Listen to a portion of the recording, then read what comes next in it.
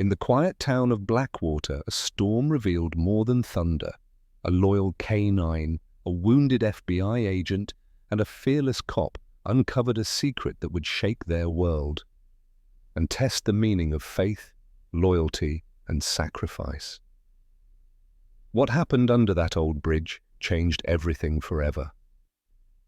Watch till the end, because sometimes God's greatest miracles don't fall from the sky. They wait patiently beside us. Don't forget to like, share, and subscribe. And tell us where you're watching from, because sometimes the miracle you hear today might be the one you need tomorrow. The storm over Blackwater, Oregon came down like a living thing, wild, relentless, and full of secrets. Rain hissed through the rusted beams of the old iron bridge, washing away the world's edges until only shadow and sound remained. Officer Emma Lawson gripped the steering wheel of her patrol SUV, the wipers fighting a losing battle against sheets of rain. At 34, she carried herself with quiet authority, tall, athletic, her auburn hair tied into a damp braid that brushed the collar of her rain jacket. Her green eyes were sharp, steady, the kind that could read guilt before a word was spoken. But behind that calm gaze lived a fatigue she never spoke of. 2 years ago, her partner had died in an ambush on this very route, and since then, every patrol felt like walking through the echo of a ghost. Her K-9 partner, Titan, shifted restlessly in the back seat. A 6-year-old German shepherd with thick sable fur and intelligent amber eyes, Titan was everything Emma wasn't. Fearless without hesitation, loyal without doubt. He was her second shadow, her living armor against the nightmares she carried. "Easy, boy," she murmured, glancing at him through the mesh divider. "We'll be home soon." But Titan didn't relax. His ears were forward, nostrils flaring. Then came the low growl, quiet but primal. Emma's pulse spiked. Titan never growled without reason. She slowed the SUV as they rolled under the bridge. The beams groaned overhead like an ancient spine. Through the sheets of rain, something moved, just a flicker of light, a glint of metal. Emma killed the engine. The sudden silence felt heavy, like the air itself was holding its breath. "Stay," she ordered softly. But Titan didn't listen. He pushed against the cage, whining low and urgent. Emma grabbed her flashlight and service pistol, stepping into the rain.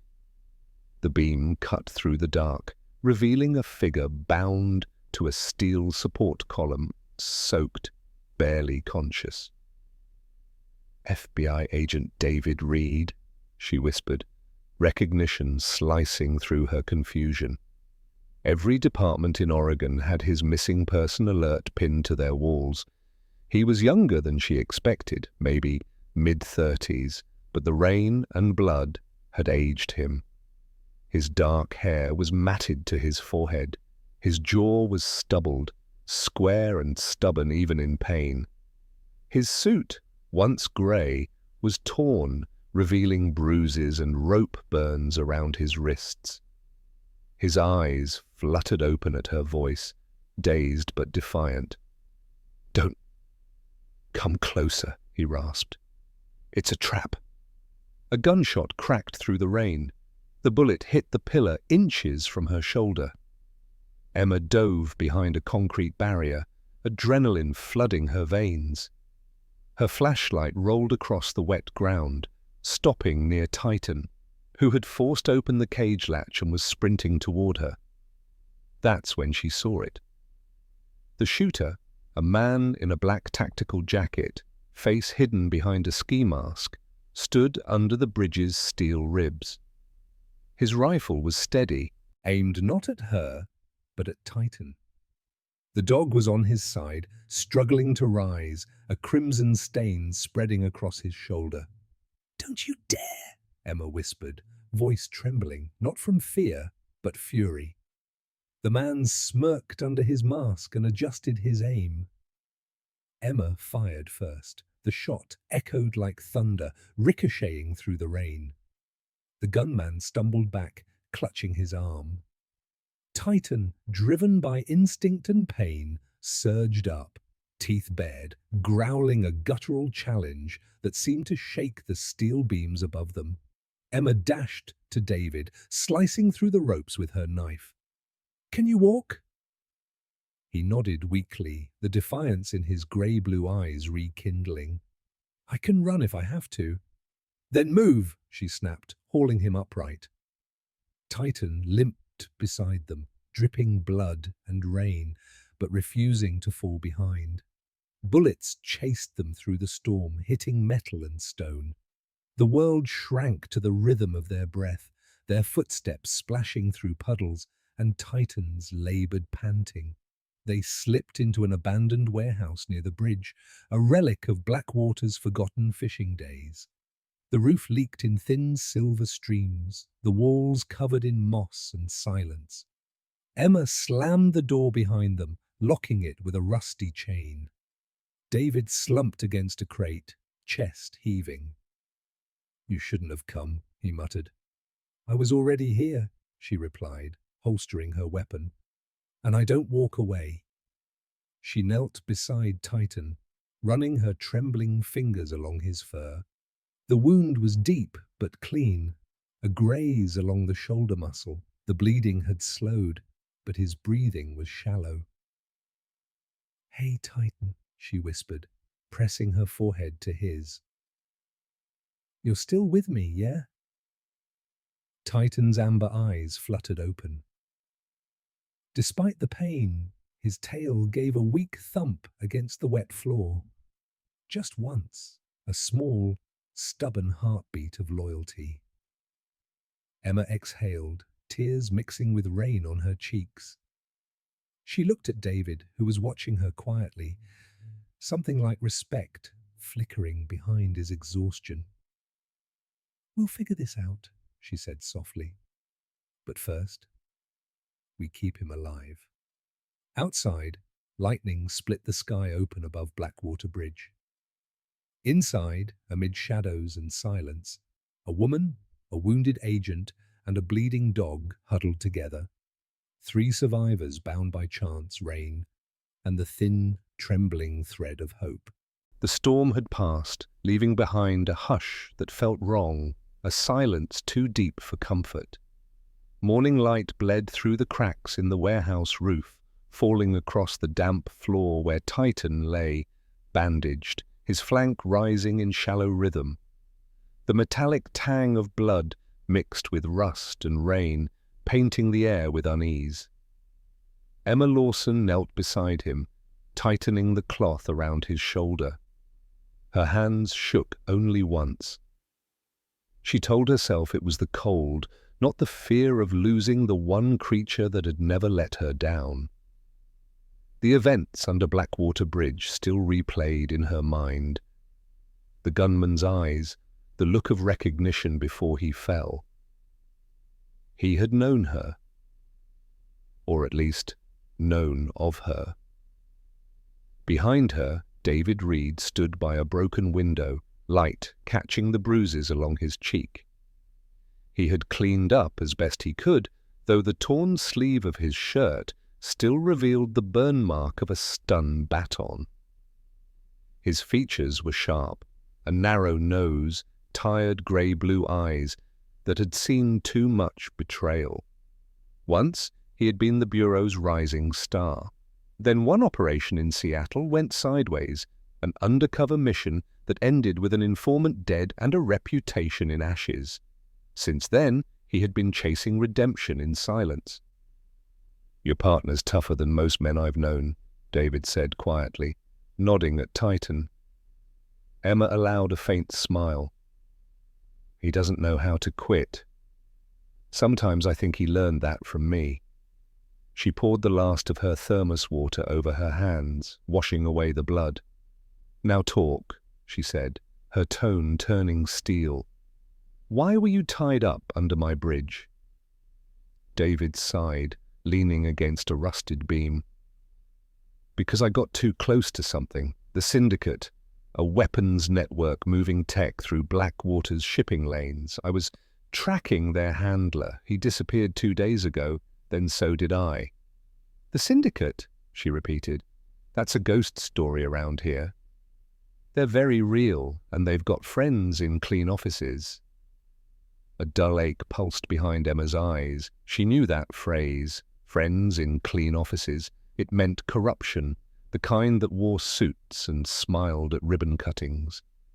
Her thoughts flicked to Mayor Helen Moore, her former mentor, a woman in her 50s with soft silver hair and a voice that could calm storms. Helen had once pulled Emma out of a disciplinary hearing when grief made her reckless. Since then, she'd been both mother figure and political shield. But lately, Helen had changed, distracted, guarded.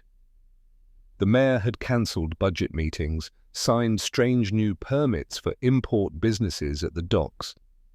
As if reading her mind, David said, "You've got someone in City Hall feeding them clearance." Emma stared at him. "You think it's Helen?"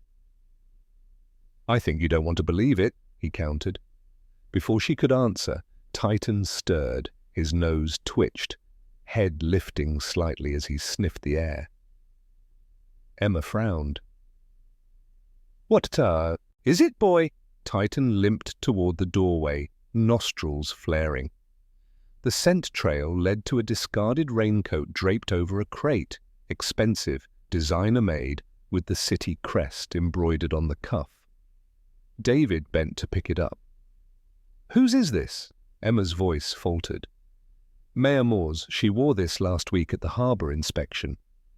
The fabric carried the faint scent of gun oil, subtle but unmistakable to Titan. He whined, circling it once, then looked up at Emma, tail stiff, eyes burning with alert certainty. She met David's gaze. "He's never wrong." David's reply was quiet but final. "Then we have a problem." Emma's thoughts spun. Helen, the Syndicate, the missing shipments. None of it made sense, and yet Titan's instincts were rarely mistaken. David placed a hand on her shoulder. "You should step back. This isn't a local bust anymore. If they know your face, they'll come for you." She looked past him at Titan lying down again, head resting on his paws, weary but watchful. "No," she said softly, "I can't walk away. Titan's already seen what we're pretending not to. He's seen them." David studied her for a moment. The fire in her eyes, the rain-matted hair, the steady hands of someone who refused to yield. Then he nodded once. "Then we do it your way, Officer Lawson." Outside, thunder murmured again in the distant hills. Not a storm this time, but the promise of one gathering in human form. The forest beyond Blackwater Harbour was drenched in mist and silence. Tall pine trees loomed like ancient sentinels, their trunks slick with dew. The air smelled of sap, rain, and something darker, gunpowder. Titan led the way, nose low to the ground, his bandaged shoulder stiff but unyielding. Every few steps he paused, sniffing, then pushing forward again, his amber eyes sharp despite the fatigue. The faint, metallic scent of explosives was his compass, threading through the forest like a whisper of danger. Emma Lawson followed close behind, her boots sinking into the damp earth. She had changed into a tactical vest over her black uniform, her auburn hair tied back, her jaw set with grim determination. She glanced once at David Reed, who walked beside her, his pace slower but steady. The morning light through the canopy painted his features in streaks of gold and shadow, his eyes alert, his hands hovering near the pistol holstered at his hip. David was quieter than usual. Emma knew that look, the haunted silence of someone piecing together the final truth of something too big to face alone. "Where's he taking us?" he murmured. "Toward the harbour," Emma replied. "Old logging roads run through here. My guess, somebody's using one." They emerged into a small clearing. Ahead stood a cabin, half swallowed by moss and time. Its wood was grey and warped, but the lock on the door was new. Too new. Titan's ears twitched. He growled, low and certain. Emma raised her weapon. "On my mark?" They breached the cabin together, one fluid motion of practiced coordination. The smell inside hit first. Oil, cold metal, and the faint ozone scent of electronics. Dust danced in the pale light from a single cracked window. Against the far wall, half hidden beneath a tattered blanket, sat a steel safe. Its edges were pristine, untouched by rust. Titan went straight to it, pawing once, then twice, before sitting down. David knelt beside it, tracing his fingers along the keypad. "Military grade, not something smugglers use. This is government issue." Emma scanned the room, maps on the table, shipping manifests, and a black device the size of a shoebox, blinking faintly. She picked it up. "What is this?" David's expression hardened. "A naval positioning beacon. These things track deep-sea coordinates. The syndicate's not just smuggling guns, they're tracking shipments from the Navy." The air thickened. The implications hung between them like smoke. Meanwhile, miles away, Helen Moore stood in her office at City Hall, rain streaking down the window. Her reflection looked older than her years. Silver hair undone, blue eyes rimmed with guilt. She held her phone in trembling hands. The folder before her was stamped Blackwater Harbour Logistics. She could burn it, erase everything, but she couldn't erase the faces. Her voice cracked as she hit record. "Emma, listen to me," she whispered. "It's not weapons. It's people. They're trading people." Her thumb hovered over the send button. Then came a knock at her door. Sharp, deliberate. She froze. The phone slipped from her fingers, clattering to the floor as the door creaked open. Back in the forest, Titan's sudden growl broke the stillness. David's head snapped toward the window. "We're not alone." Through the trees, shapes moved. 5, maybe 6 men, dressed in black, tactical gear. Their helmets gleamed under the shifting light. One of them raised a hand in a familiar gesture. Emma recognized him instantly, the gunman from under the bridge, his arm now wrapped in a dark sling. "Looks like your bridge friend brought backup," David muttered. The first bullets shattered the window. Glass sprayed across the floor. Emma ducked behind the overturned table, firing back. Titan barked once, deep and furious, lunging toward the doorway. "Move!" Emma shouted. "They'll flank us!" David yanked open a back door, revealing a slope leading toward the ravine. "This way!"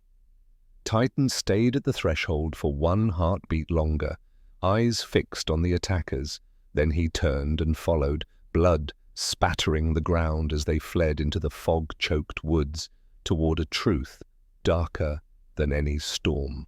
The night had turned metallic, cold, sharp, and heavy with the scent of salt and diesel. Blackwater Harbour slept under a fog so dense it blurred the lights of the cranes into ghostly halos. Somewhere beyond the docked freighters, gunfire cracked once, then twice, swallowed by the hum of the sea. Emma Lawson crouched behind a rusted forklift, her breath clouding in the damp air. Her vest was torn, her knuckles scraped raw. David Reed was slumped beside her, one hand pressed against a wound along his ribs where blood seeped through his shirt.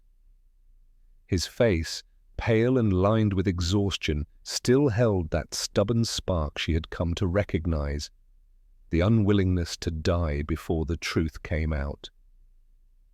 "You're hit worse than you think," Emma muttered, checking the magazine in her sidearm. David gave a strained smile. "Just another day at the office." His voice was hoarse but laced with defiance. "You have to move. The syndicate's main cargo is here. Find it before they do." Emma hesitated. He caught her wrist. "Go." She nodded once. Then she turned to Titan, who waited silently at her side. The dog's coat was matted with dirt and dried blood, one ear nicked, but his amber eyes gleamed with undimmed focus. He gave a quiet huff, pressing his muzzle against David's knee before slipping after Emma into the maze of metal containers. The deeper they went, the more oppressive the silence became. Every echo felt alive. Emma's flashlight beam cut through dust and shadow, catching faint movement, figures behind bars. She froze. Rows of shipping containers lined the walls, but these were different. Welded shut with vents cut into their sides, from within came soft cries, whispers in foreign tongues. Emma's chest constricted. "Oh, God!" She pried open the nearest container with a crowbar. Inside were at least a dozen men and women, huddled together, filthy, dehydrated, terrified. Their eyes reflected the light like frightened animals, not weapons, people. Titan whined softly, stepping forward to sniff a trembling child near the door. Emma dropped to one knee. "You're safe now," she whispered, though the words felt hollow. Safe was a long way off. Outside, a new sound cut through the quiet, the grind of tires on gravel. Headlights sliced the fog. Titan's head snapped up, a low growl rumbling in his chest. A convoy rolled into the loading yard, 3 black SUVs, windows tinted, engines purring like predators. The doors opened in unison, and armed men spilled out in formation. At their center walked the man in black, the same shooter from the bridge, now without his mask. He was tall and broad-shouldered, his dark hair slicked back, his jaw shadowed with stubble. A scar cut from his temple to the corner of his mouth, twisting his grin into something cruel. His name, whispered once by David weeks ago, was Kane Mercer, a former mercenary commander turned contractor for the Syndicate, ruthless, intelligent, and utterly unshakable. Kane's voice carried across the dock, deep and measured. "Officer Lawson, brave of you to come this far." Emma stepped from cover, gun raised. "You're under arrest," Kane laughed softly. "For what? Cleaning up your city's mess?" He motioned to the containers. "You think I built this? I'm just the man hired to move it." Titan barked once, a warning that echoed like thunder. Kane raised his pistol, not at Emma, but at Titan. Dogs always die first. The world contracted into a single heartbeat. Emma fired, missing by inches. Kane's bullet struck Titan across the shoulder. The impact threw him sideways into a crate. "Titan!" she screamed. But the German shepherd was already moving again, bleeding, staggering, yet unstoppable. He lunged, clamping his jaws around Kane's forearm before the man could fire again. The mercenary roared in pain, dropping his weapon. Emma surged forward, kicking the gun away, tackling him hard into the steel wall. The fight was brutal, desperate. Kane's strength was monstrous, his hands closing around her throat, but Titan held on, teeth sinking deeper, refusing to let go even as blood pooled beneath him. Emma drove her knee into Kane's chest and fired point blank. The shot echoed through the warehouse. Kane collapsed, eyes wide with disbelief. Titan released his grip, falling heavily against Emma's lap. His breathing was shallow but steady, his fur slick with blood. Outside, sirens wailed, federal reinforcements closing in. David, leaning against a container, his face ashen, held a small transmitter in his hand. "Told you," he murmured with a faint smile. "Back up. On its way." Then he slumped, unconscious, but alive.